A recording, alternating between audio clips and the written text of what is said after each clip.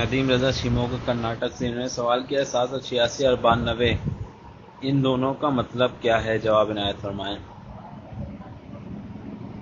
اصل میں اس سلسلے میں دیوبندیوں اور وہابیوں کا جو دعویٰ ہے وہ بھی میں بیان کر دوں اپنی طرف سے اور دلیل بھی بتا دوں، پھر اس کے بعد اس کی خبر لیتا ہوں۔ اور آپ نے اچھا کیا یہ سوال کر دیا، کیونکہ اس پر بھی بہت زیادہ دیوبندی وہابی اچھلتے کودتے ہیں۔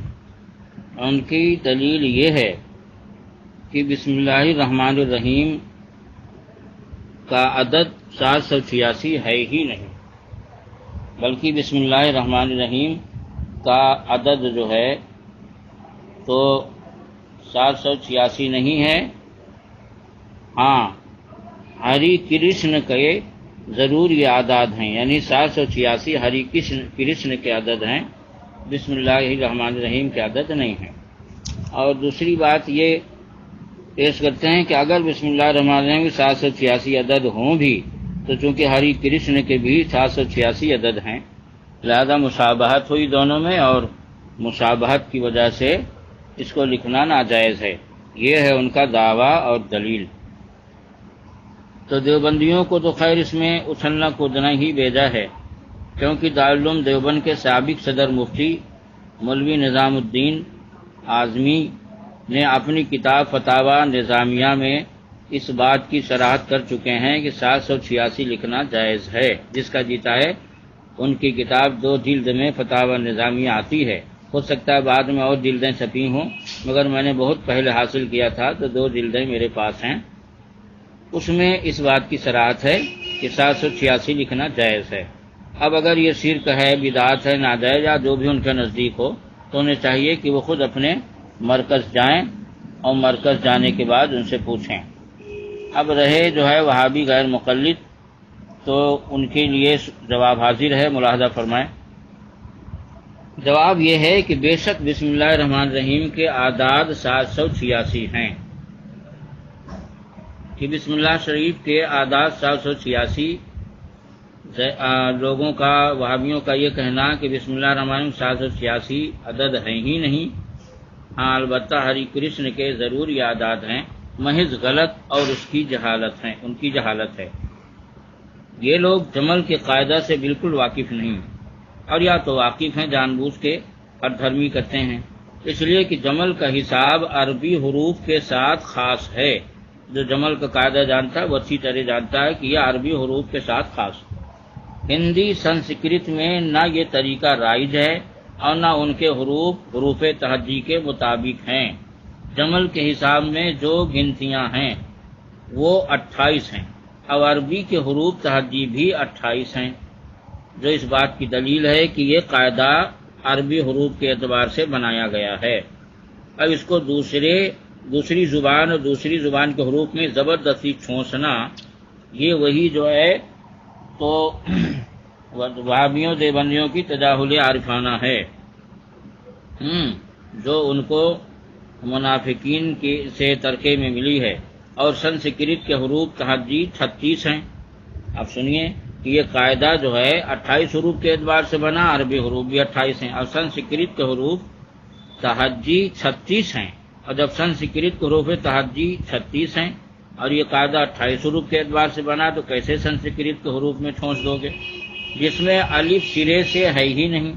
الف کو سنسکرت میں حرف نہیں مانتے، ماترا مانتے ہیں، جبکہ جمل کے حساب میں پہلا حرف الف ہے، جس کا عدد 1 ہے۔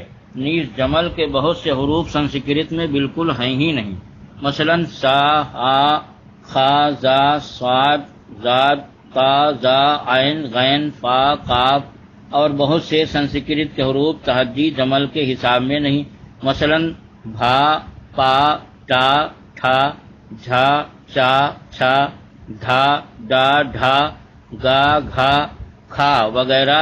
اگر جمل کا حساب سنسکرت وغیرہ میں ہوتا تو ان کے ہر حروف تہجی کا کوئی نہ کوئی عدد ضرور ہوتا۔